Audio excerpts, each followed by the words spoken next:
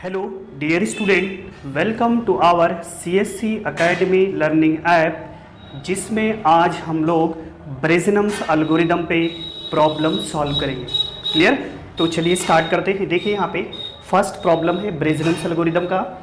जो लोग एल्गोरिदम नहीं देखे, पहले आप एल्गोरिदम्स को देखेंगे, पेपर में लिख लेंगे, उसके बाद में ये टॉपिक आपको समझ में आएगा। क्लियर? साथ में आपके पास में एल्गोरिदम्स भी होना चाहिए और उसके बाद में हम लोग प्रॉब्लम साथ में सॉल्व करेंगे। क्लियर? तो एल्गोरिदम बहुत ही इंपॉर्टेंट है। तो प्रॉब्लम्स देखते हैं हम लोग। फर्स्ट प्रॉब्लम है rasterize a line from 0,0 to 8,-4 using Bresenham's algorithm. इस टाइप का प्रॉब्लम पेपर में 7 मार्क के लिए पूछा जाता है। इस प्रॉब्लम में 2 एंड पॉइंट गिवन है और इन दोनों एंड पॉइंट से हम लोगों को लाइन जनरेट करना है। तो लाइन जनरेट करने के पहले पेंसिल से आप लोग लिख लेंगे x1 y1, पेंसिल से लिखेंगे। ये है x1 y1, यहाँ पे x2 और y2, ये 2 पॉइंट्स गिवन है। इस प्रॉब्लम को हम लोग अब सॉल्व करेंगे। Solution step number 1। Total Bresenham's में कितने स्टेप है? 3 step. Step number 1 initialise variable. First step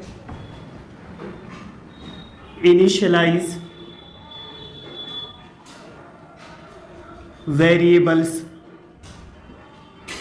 इसमें टोटल 6 वेरिएबल्स हम लोगों को इनिशियलाइज करना है। फर्स्ट है x में x1 की वैल्यू 0। सेकेंड है y में y1 की वैल्यू 0। नेक्स्ट है delta x is equal to absolute x2 minus x1, absolute x2 minus x1। x2 के प्लेस पे 8 पुट करेंगे और x1 के प्लेस पे 0 पुट करेंगे, तो ये आंसर मिलेगा 8। ऑलरेडी पॉजिटिव वैल्यू है तो यहाँ पे आ जाएगा 8। क्लियर? डेल्टा x आ गया 8। अब हम लोग डेल्टा y कैलकुलेट करेंगे। Absolute y2 minus y1, absolute y2 के प्लेस पे -4 माइनस y1 के प्लेस पे 0 पुट करेंगे, तो यहाँ पे आंसर मिलेगा -4, बट एब्सोल्यूट उसको प्लस कर देगा तो आएगा आंसर यहाँ पे 4। क्लियर? नेक्स्ट हम लोग साइन फंक्शन कैलकुलेट करेंगे। S1 sine delta sign x2 minus x1, तो यहाँ पे हम लोग वैल्यू पुट कर देंगे। साइन x2 के प्लेस पे 8 और x1 के प्लेस पे 0। बताइए ये आंसर पॉजिटिव आएगा या नेगेटिव? पॉजिटिव, तो साइन हो जाएगा 1। और इसके बाद में सेकेंड वाला साइन y2 का साइन हम लोग फाइंड आउट करेंगे। Sign y2 minus y1, sign y2 की वैल्यू कितना है? -4 -0, तो आंसर क्या आएगा? नेगेटिव, तो साइन हो जाएगा -1। इस तरीके से हम लोगों को वेरिएबल इनिशियलाइज करना है। बहुत ही सिंपल है। आप देखिए यहाँ पे एब्सोल्यूट मॉड के जैसा होता है। एब्सोल्यूट एक फंक्शन होता है जो ऑलवेज पॉजिटिव वैल्यू रिटर्न करता है। साइन एक फंक्शन है जो प्लस और माइनस, साइन एक फंक्शन है जो -1 और 1 रिटर्न करता है। -1 for negative value, 1 for positive value. Clear? ये बात समझ में आ गया। अब इसके बाद में हम लोग देखेंगे second step. If delta y greater than delta x, then अब देखिए ये वाला स्टेप अच्छे से देखना है। यहाँ पे डेल्टा y और डेल्टा x कैलकुलेट करने के बाद में डेल्टा x और डेल्टा y के वैल्यू को देखिए और ग्रेटर वैल्यू डेल्टा x में होना चाहिए। तो already greater value delta x में है। अब हम लोगों को इंटरचेंज करने की ज़रूरत नहीं है।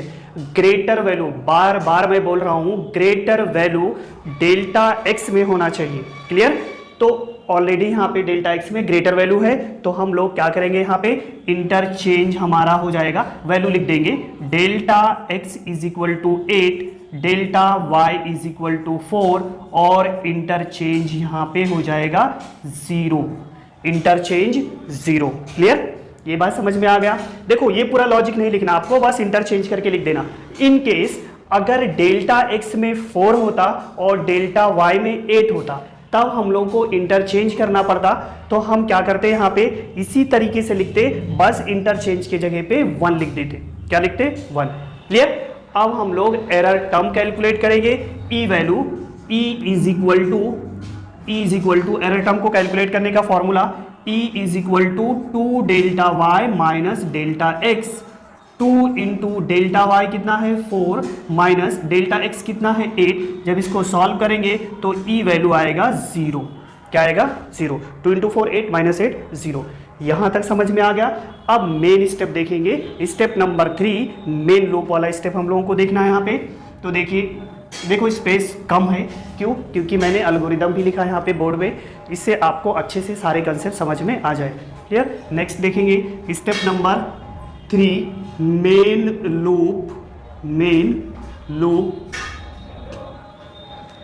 आई, एक कॉलम रहेगा आई का, सेकेंड वाला column plot X comma Y. देखिए पहले आई आया, उसके बाद में प्लॉट एक्स कॉमा वाई, इसके बाद में एरर टर्म ई, इसके बाद में एक्स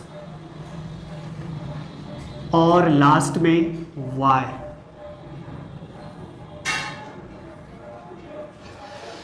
पहले आएगा आई, उसके बाद में प्लॉट, इसके बाद में ई, एक्स और वाई। बस इतने ही फंक्शन, इतने ही वेरिएबल यूज होंगे। सबको समझ में आ गया। अब यहाँ पे हम लोग देखेंगे इस स्टेप के पहले हमारे पास में कौन कौन सी वैल्यू है वो हम लिख देंगे। ई हमने कैलकुलेट कर लिए, ई वैल्यू है 0।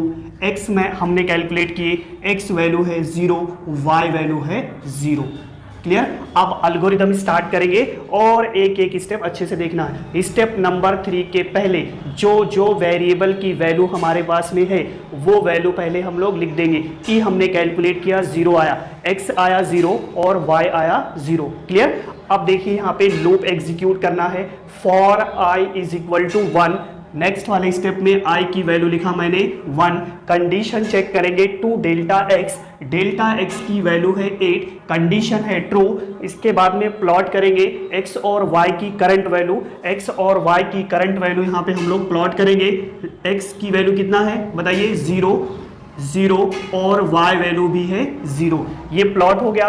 प्लॉट करने के बाद में कंडीशन चेक करेंगे e ग्रेटर देन और equal to 0। Yes, condition true है क्योंकि e की वैल्यू कितना है यहाँ पे 0 है। e ग्रेटर देन और इक्वल टू 0, कंडीशन ट्रू हो गया। अब दो केसेस है यहाँ पे, इंटरचेंज 1 के लिए x को इंक्रीमेंट करना है और else वाला पार्ट इंटरचेंज 0 के लिए। तो देखिए यहाँ पे else वाला पार्ट ही एग्जीक्यूट होगा दोनों में से, इफ वाला पार्ट एग्जीक्यूट नहीं करेंगे। तो हमको क्या इंक्रीमेंट करना है, y की वैल्यू को इंक्रीमेंट करना है, y प्लस s2। हाँ, एक बात और याद रखो, इंक्रीमेंट करने के लिए हम यहाँ पे लिखेंगे s1 की वैल्यू। s1 क्या आया यहाँ पे बताओ 1 और यहाँ पे आया -1। x को 1 से इंक्रीमेंट करेंगे और y को -1 से इंक्रीमेंट करेंगे। तो इसमें से यही वाला लूप हम लोग एग्जीक्यूट करेंगे। इंटरचेंज इसमें कितना आया है बताओ 0 है, तो else वाला पार्ट हम लोग एग्जीक्यूट करेंगे, ओनली else वाला पार्ट। तो देखिए यहाँ पे y 0 -1, यहाँ पे y की वैल्यू 0 है करंट वैल्यू और s2 क्या है कांस्टेंट है -1। तो ये आएगा -1 और x value as it is लिखना है, x इंक्रीमेंट नहीं होगा, दोनों में से कोई एक ही पार्ट एग्जीक्यूट होगा। अगर x इंक्रीमेंट हुआ तो y इंक्रीमेंट नहीं होगा, अगर y इंक्रीमेंट हुआ तो x इंक्रीमेंट नहीं होगा। क्लियर? अब e को अपडेट करेंगे, ये वाला पार्ट कंप्लीट हो गया। देखो ये एंड होने के बाद में e की वैल्यू कितना है 0 -2 इंटू डेल्टा एक्स की वैल्यू कितना है 8 इंटू 2 16 और यहाँ पे है 0, तो आएगा -16। क्या आएगा -16। अगेन ये वाइल लूप है ना, ये वाइल लूप है, यहाँ तक हम लोग आ गए।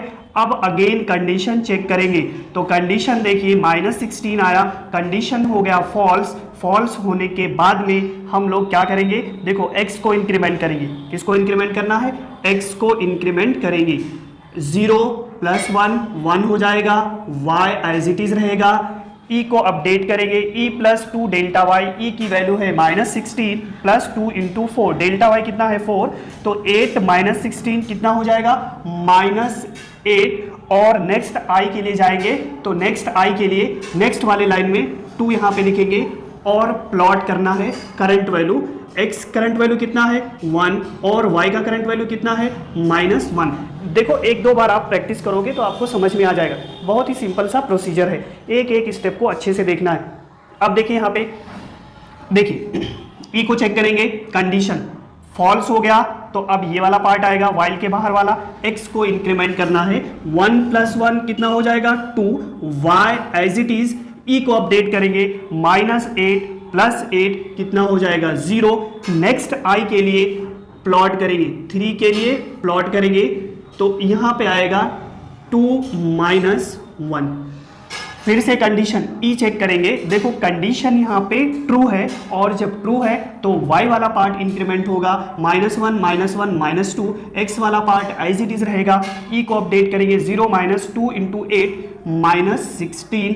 अगेन कंडीशन चेक करेंगे तो ये फॉल्स हो जाएगा। अब x को इंक्रीमेंट करना है, x को इंक्रीमेंट करेंगे 2 + 1 कितना हो जाएगा 3 -2, ई को अपडेट करेंगे -16 + 8 कितना हो जाएगा -8। और नेक्स्ट i के लिए प्लॉट करेंगे, नेक्स्ट i के लिए x और y की current value 3 - 2। Again condition false हो गया, x वाला पार्ट इंक्रीमेंट होगा, 3 + 1 4 हो जाएगा, y एज इट इज -8, देखो यहाँ पे -8 + 8 क्या होगा 0।